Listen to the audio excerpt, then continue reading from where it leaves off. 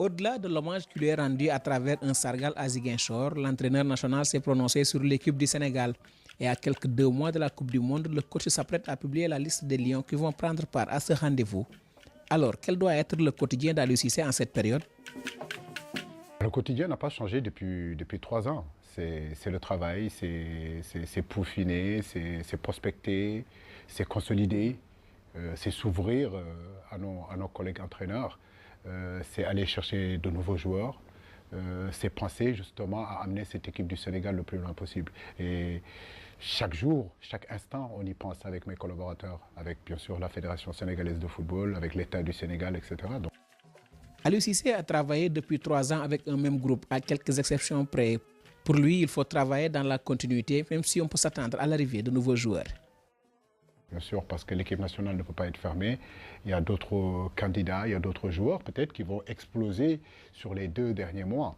Et je ne le souhaite pas. Il y a aussi ce facteur de blessures qui peuvent aussi, en fin de saison, qui peut intervenir, qui peut pousser un entraîneur à changer sa conception, son plan, ou bien sa vision, ou bien sa façon de voir les choses. Donc, comme je vous le dis, dans le football, il n'y a rien qui est figé. Aujourd'hui, tu peux avoir, voilà, ça va très vite. Vous pouvez avoir une certitude aujourd'hui et le lendemain, tout peut basculer.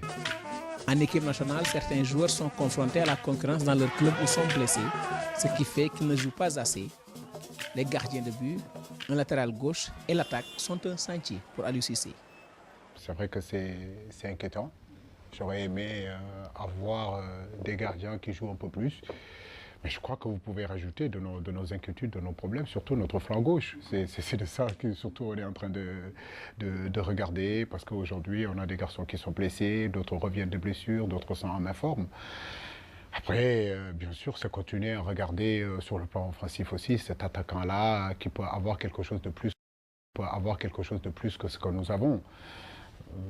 C'est pour cela que je vous dis que le groupe n'est pas fermé du tout. On va continuer à regarder calmement, sereinement, pour essayer de trouver peut-être cette perle rare-là qui est capable de nous apporter un plus. Parce que nos gardiens, quoi qu'on puisse dire, même s'ils ne sont pas titulaires dans leur club, je connais en réalité leur qualité et ils s'entraînent tous les jours.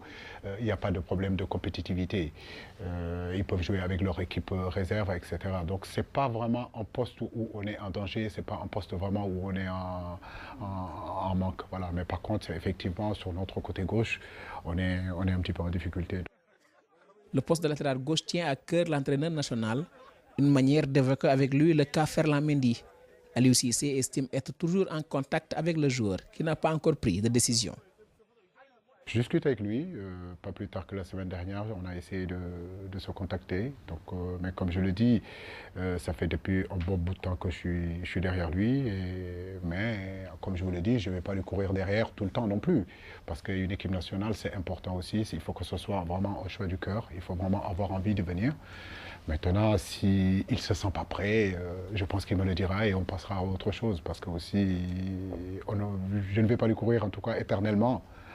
Pour venir honorer le maillot de l'équipe nationale du Sénégal. Mais c'est un garçon qui est intéressant, que vraiment on a envie d'avoir avec nous parce que c'est vraiment de la qualité. Donc nous sommes en train de tout faire pour pouvoir l'avoir.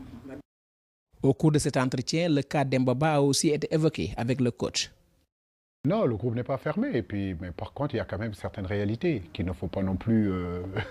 il ne faut pas faire semblant de ne pas les voir. Donc il y a un groupe quand même qui est là, comme je le disais tout à l'heure, depuis 3 ans. Et ce groupe-là, dans l'ensemble, me donne satisfaction. Donc, mais comme je le dis, l'équipe n'est fermée à aucun joueur, que ce soit pour Dembaba, que ce soit pour quelqu'un d'autre. Le groupe n'est pas fermé. Mais c'est vrai qu'on a quand même une idée sur ce qu'on va mettre en place, du fait que depuis 3 ans, certains garçons sont là, ils jouent, ils m'ont accompagné, ils marquent des buts, ils font de très très bonnes choses. Maintenant, comme je vous le dis, en matière de football, il y a ce qu'on veut et ce qu'on obtient. Voilà, donc je peux bien vouloir quelque chose et à l'arrivée, ça ne se passe pas comme ça. Donc continuons à regarder et laissons un petit peu le temps au temps. 2 mois, c'est peu, mais c'est à la fois beaucoup dans le football. Les performances des Lions dans leur club intéressent beaucoup Aliou Cissé. Sadio Mané, avec son club Liverpool, brille en Ligue des Champions. Il a un potentiel énorme, estime le coach, qui dit ne pas être surpris par les performances du numéro 10 des Lions. C'est juste du Sadio. Voilà, c'est juste du Sadio, c'est celui qui est capable de vous faire gagner un match. C'est celui qui est capable d'être décisif à chaque moment. Donc c'est des garçons comme ça qu'on a envie de voir. Qui joue dans un grand club qui est Liverpool, mais ce n'est pas tout simplement un joueur d'effectif, c'est un joueur cadre à Liverpool. Et il fait partie des tout meilleurs en Afrique, pour ne pas dire le meilleur. Il fait partie des tout meilleurs dans le monde aujourd'hui. Donc pour moi, c'est un véritable ambassadeur du Sénégal. Donc à travers Sadio Mané, aujourd'hui, c'est le Sénégal qui émerge. À travers Sadio Mané, aujourd'hui, c'est l'équipe nationale qui émerge. Donc nous sommes fiers de lui et nous lui souhaitons vraiment bon vent. Vraiment, je suis satisfait parce que je sais que derrière moi, il y a vraiment du monde. Et ça me donne du courage. Ça m'encourage. Vraiment, énormément de remerciements pour tous ces gens-là, pour toute la ville, le fait qu'ils se sont tous mobilisés, qu'ils sont tous sortis.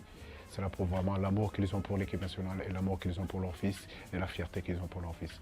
À vous tous, vraiment, merci beaucoup.